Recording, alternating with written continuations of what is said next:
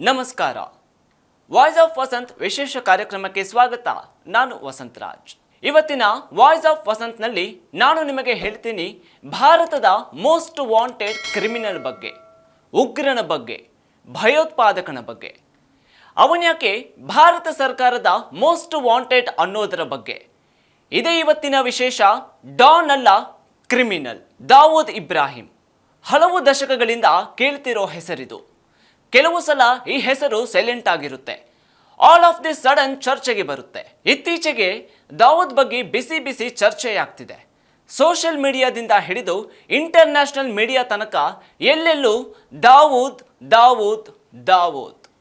ಯಾರೋ ಅಪರಿಚಿತ ವ್ಯಕ್ತಿ ದಾವೂದ್ಗೆ ವಿಷ ಹಾಕಿರೋದ್ರಿಂದ ದಾವೂದ್ ಕರಾಚಿಯ ಹಾಸ್ಪಿಟಲ್ನಲ್ಲಿ ಅಡ್ಮಿಟ್ ಆಗಿದ್ದಾನೆ ಅಂತ ಸಿಕ್ಕಾಪಟ್ಟೆ ಸುದ್ದಿಯಾಗಿತ್ತು.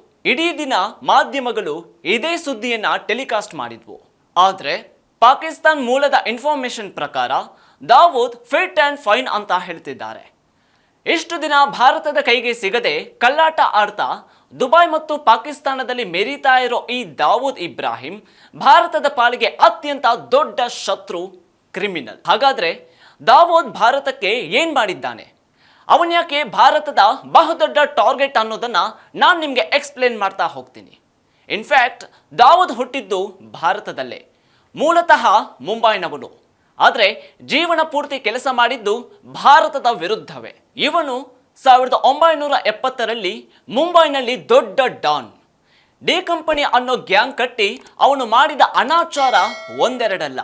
ಮರ್ಡರ್, ಸುಲಿಗೆ, ಡ್ರಗ್ ಟ್ರಾಫಿಕಿಂಗ್, ಭಯೋತ್ಪಾದನೆ, ಹೀಗೆ ಹಲವು ಕೇಸ್ಗಳು ದಾವೂದ್ ಮೇಲಿದ್ದಾವೆ. ಅವನು ಮಾಡಿದ ಅತಿ ದೊಡ್ಡ ಕ್ರೈಮ್ ಅಂದ್ರೆ ಇಡೀ ಭಾರತ ಯಾವತ್ತೂ ಕ್ಷಮಿಸದ ಮುಂಬೈ ಸೀರಿಯಲ್ ಬಾಂಬ್ ಬ್ಲಾಸ್ಟಿಂಗ್. 1993ರಲ್ಲಿ 257 ಮುಗ್ಧ ಜನರ ಸಾವಿಗೆ ಕಾರಣವಾಗಿದ್ದು ಇದೇ ದಾವೂದ್ ಇಬ್ರಾಹಿಂ. ಒಬ್ಬ ಹೆಡ್ ಕಾನ್ಸ್ಟೇಬಲ್ ಮಗ ಭಾರತದ ಪಾಲಿಗೆ ಇಷ್ಟು ದೊಡ್ಡ ಥ್ರೆಟ್ ಆಗ್ತಾನೆ ಅಂತ ಯಾರು ಸಹ ನಿರೀಕ್ಷೆ ಮಾಡಿರಲಿಲ್ಲ. 1970ರ ತನಕ ಬಾಷು ದಾದಾ ಅನ್ನೋ ಡಾನ್ ಗ್ಯಾಂಗ್ ಜೊತೆಯಲ್ಲಿದ್ದ ಈ ದಾವೂದ್ ನಂತರ ಅವರ ಜೊತೆಯಲ್ಲೇ ಕಿರಿಕ್ ಮಾಡಿಕೊಂಡು ಅಣ್ಣ ಶಬೀರ್ ಇಬ್ರಾಹಿಂ ಕಸ್ಕರ್ ಗ್ಯಾಂಗ್ ಸೇರ್ಕೋತಾನೆ. ಯಾವಾಗ ಪಠಾಣ್ ಗ್ಯಾಂಗ್ ಶಬೀರ್ ಮರ್ಡರ್ ಮಾಡುತ್ತೋ ದಾವೂದ್ ಸ್ವಯಂ ಘೋಷಿತ ಡಾನ್ ಆಗ್ತಾನೆ. ಅದಕ್ಕೆ ಡಿ ಕಂಪನಿ ಅಂತ ಹೆಸರಿಟ್ಟು ಮುಂಬೈನಲ್ಲಿ ಕ್ರಿಮಿನಲ್ ಆಕ್ಟಿವಿಟಿಯನ್ನ ಶುರು ಮಾಡ್ದ. ಗೋಲ್ಡ್ ಸ್ಮಗ್ಲಿಂಗ್, ಸುಲಿಗೆ, ಡ್ರಗ್ ಟ್ರಾಫಿಕಿಂಗ್, ಹೀಗೆ ಮಾಡದೇ ಇರೋ ಕ್ರೈಮ್ಗಳೇ ಇಲ್ಲ. ಸಮಾದ್ ಖಾನ್ ಅನ್ನೋನ ಮರ್ಡರ್ ಕೇಸಲ್ಲಿ ಮುಂಬೈ ಪೊಲೀಸರು ಯಾವಾಗ ದಾವೂದ್ನ ಹುಡುಕೋಕೆ ಶುರು ಮಾಡಿದ್ರು, ದಾವೂದ್ ಮುಂಬೈಯಿಂದ ದುಬೈಗೆ ಹರಿಬಿಟ್ಟ. ಅಲ್ಲಿಂದ ಅವನು ಆಡಿದ್ದೇ ಆಟ. ಛೋಟಾ ರಾಜನ್ ಅನ್ನೋನ ಶಿಷ್ಯನ್ನ ಜೊತೆಗೆ ಹಾಕೊಂಡು ಡಿ ಕಂಪನಿಯ ಗ್ಯಾಂಗಲ್ಲಿ 5,000ಕ್ಕೂ ಹೆಚ್ಚು ಸದಸ್ಯರನ್ನ ರೆಡಿ ಮಾಡಿಕೊಂಡು ಸಾವಿರಾರು ಕೋಟಿ ಹಣ ಮಾಡೋಕೆ ಶುರು ಮಾಡ್ದ. ನಾನು ಆಗ್ಲೇ ಹೇಳಿದಾಗೆ 1993ರ ಮುಂಬೈ ಬಾಂಬ್ ಬ್ಲಾಸ್ಟಿಂಗ್ನ ಮಾಸ್ಟರ್ ಮೈಂಡ್ ದಾವೂದ್ ಅಂತ ಯಾವಾಗ ಗೊತ್ತಾಯ್ತೋ ಅಲ್ಲಿಂದ ಭಾರತ ಸರ್ಕಾರ ದಾವೂದ್ ಹಿಂದೆ ಬಿತ್ತು. ಭಾರತ ಮಾತ್ರವಲ್ಲದೆ ಅಮೆರಿಕದ FBI ಸಹ ದಾವೂದ್ನ ವಿಶ್ವದ ಮೋಸ್ಟ್ ವಾಂಟೆಡ್ ಕ್ರಿಮಿನಲ್ ಲಿಸ್ಟ್ ಅಲ್ಲಿ 3ನೇ ಸ್ಥಾನದಲ್ಲಿಟ್ಟು ಅವನ ಪತ್ತೆಗೆ $25 ಮಿಲಿಯನ್ ಬೌಂಟಿಯನ್ನ ಇಡ್ತು. ಯಾವಾಗ ಇಂಟರ್ನ್ಯಾಷನಲ್ ಐಡೆಂಟಿಟಿ ಸಿಕ್ತೋ ದಾವೂದ್ ಮೇಲೆದಾಟ ಇನ್ನೂ ಜಾಸ್ತಿ ಆಯಿತು. ಇವನು ಎಲ್ಲಿರ್ತಾನೆ ಅಂತ ಕಂಡು ಹಿಡಿಯೋದೇ ಕಷ್ಟ ಆಗೋಯ್ತು. ದುಬೈ ಅಂತ ಕೆಲವರು ಹೇಳಿದ್ರೆ ಮತ್ತೆ ಕೆಲವರು ಪಾಕಿಸ್ತಾನದ ಕರಾಚಿ ಅಂತಿದ್ರು. ಅವನೊಂದು ಫೋಟೋ ಸಿಗೋದು ಸಹ ಕಷ್ಟ ಅನ್ನೋ ಅಷ್ಟರ ಮಟ್ಟಿಗೆ ಅವನು ಅಂಡರ್ ವರ್ಲ್ಡ್ ಒಳಗೆ ಸೇರಿಬಿಟ್ಟ.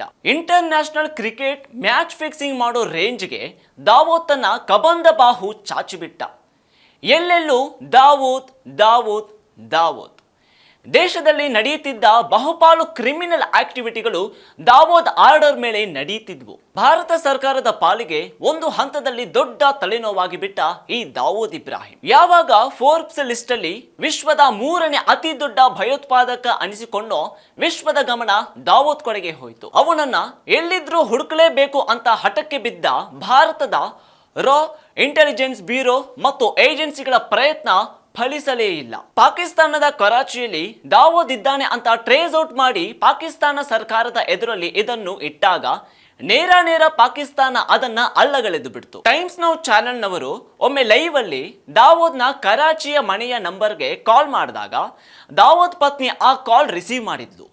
ಆಗಂತೂ ದಾವೂದ್ ಪಾಕಿಸ್ತಾನದಲ್ಲೇ ಇದ್ದಾನೆ ಅನ್ನೋದು ಭಾರತಕ್ಕೆ ಕನ್ಫರ್ಮ್ ಆಗಿತ್ತು. ಆದರೂ ಒಪ್ಕೊಳ್ಳೋಕೆ ಪಾಕಿಸ್ತಾನ ರೆಡಿ ಇರಬೇಕಲ್ಲ. ಸೊ ಮತ್ತೆ ದಾವೂದ್ ಹೆಡಮುರಿ ಕಟ್ಟೋ ಪ್ಲಾನ್ ಫ್ಲಾಪ್ ಆಯ್ತು. ಇಷ್ಟೇ ಸಾಲದು ಅಂತ ಬಾಲಿವುಡ್ ಜೊತೆಗೆ ದಾವೂದ್ ನಂಟಿದೆ ಅನ್ನೋ ಮಾತು ಆಗಾಗ ಕೇಳಿ ಬರ್ತಿತ್ತು. ಬಾಲಿವುಡ್ ಸ್ಟಾರ್ಗಳು, ಪ್ರೊಡ್ಯೂಸರ್ಸ್, ಡೈರೆಕ್ಟರ್ಸ್ಗೆ ಬೆದರಿಕೆ ಹಾಕಿರೋದ್ರ ಬಗ್ಗೆನೂ ದಾಖಲೆಗಳಿವೆ. ಅದರಾಚೆಗೆ ಬಾಲಿವುಡ್ನಲ್ಲಿ ದಾವೂದ್ ಮೇಲೆ 10 ಸಿನಿಮಾಗಳು ಕೂಡ ಬಂದಿವೆ. ಅವನನ್ನ ಹಲವಾರು ಜನ ಡಾನ್ ಅನ್ನೋ ರೀತಿ ನೋಡ್ತಾರೆ. ಆದರೆ ಭಾರತ ಸರ್ಕಾರಕ್ಕೆ ಮತ್ತು ಭಾರತೀಯರ ಪಾಲಿಗೆ ದಾವೂದ್ ಒಬ್ಬ ಕ್ರಿಮಿನಲ್, ಒಬ್ಬ ಟೆರರಿಸ್ಟ್. ಅಂತಹ ದಾವೂದ್ಗೆ ನಿಜವಾಗ್ಲೂ ಯಾರೋ ಅನಾಮಧೇಯ ವ್ಯಕ್ತಿ ವಿಷ ಹಾಕಿದಾನ?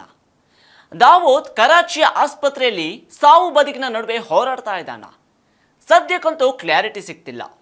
ಆದರೆ ಅವನ ಶಿಷ್ಯ ಛೋಟಾ ಶಕೀಲ್ ಹೇಳೋ ಪ್ರಕಾರ ದಾವೂದ್ ಈಗಲೂ ಯಾವ ಆರೋಗ್ಯ ಸಮಸ್ಯೆ ಇಲ್ಲದೆ ಆರಾಮಾಗಿದ್ದಾನಂತೆ. ಹಾಗೂ ಅವನ 68ನೇ ಹುಟ್ಟುಹಬ್ಬಕ್ಕೆ ರೆಡಿ ಆಗ್ತಿದ್ದಾನಂತೆ. ಅವನಿಗೆ ಏನೂ ಆಗಿಲ್ಲ ಅಂತ ಅಂದ್ರೆ ಪಾಪಿ ಚಿರಾಯು ಅನ್ನೋ ಮಾತು ನಿಜ ಆಗುತ್ತೆ. ಭಾರತೀಯರ ಆಸೆ ಇಷ್ಟೇ, ಉಗ್ರಗಾಮಿಗಳಿಗೆ ಕೋಟ್ಯಾಂತರ ಹಣ ಕೊಟ್ಟು ಭಾರತದ ವಿರುದ್ಧ ಛೂ ಬಿಟ್ಟು ಭಾರತದ ನೆಮ್ಮದಿಯನ್ನ ಪದೇ ಪದೇ ಕೆಡಿಸಿದ ದಾವೂದ್ ಇಬ್ರಾಹಿಂ ಅಂತವರಿಗೆ ಬರಬಾರದ ಸಾವು ಬರಬೇಕು. ಶತ್ರು ರಾಷ್ಟ್ರ ಪಾಕಿಸ್ತಾನದ ಸಪೋರ್ಟ್ನಿಂದ ಮೆರೀತಿರೋ ದಾವೂದ್ನ ಹುಟ್ಟಡಗಿಸಬೇಕು. ಅಮೆರಿಕ ಹೇಗೆ ಪಾಕಿಸ್ತಾನಕ್ಕೆ ನುಗ್ಗಿ ಬಿನ್ ಲಾಡೆನ್ ಅನ್ನ ಹೊಡೆದು ಹಾಕ್ತೋ ಹಾಗೆಯೇ ದಾವೂದನ್ನ ಸಹ ಭಾರತ ಸರ್ಕಾರ ನುಗ್ಗಿ ಹೊಡೆಯಬೇಕು. ಆ ದಿನಕ್ಕಾಗಿ ನಾವು ನೀವು ಕಾಯೋಣ. ಈ ಇಂಟ್ರೆಸ್ಟಿಂಗ್ ಟಾಪಿಕ್ ನಿಮಗೆ ಇಷ್ಟ ಆಗಿದ್ರೆ ಈ ವಿಡಿಯೋನ ಶೇರ್ ಮಾಡಿ, ಲೈಕ್ ಮಾಡಿ, ಹಾಗೆ ಸ್ಪೀಡ್ ಪ್ಲಸ್ ಕರ್ನಾಟಕಕ್ಕೆ ಸಬ್ಸ್ಕ್ರೈಬ್ ಆಗೋದನ್ನ ಮರಿಬೇಡಿ. ನಾವು ಸದಾ ನಿಮ್ಮೊಂದಿಗೆ, ನಿಮಗಾಗಿ, ನಿಮಗೋಸ್ಕರ. ಹೋಗಿ ಬರ್ತೀನಿ.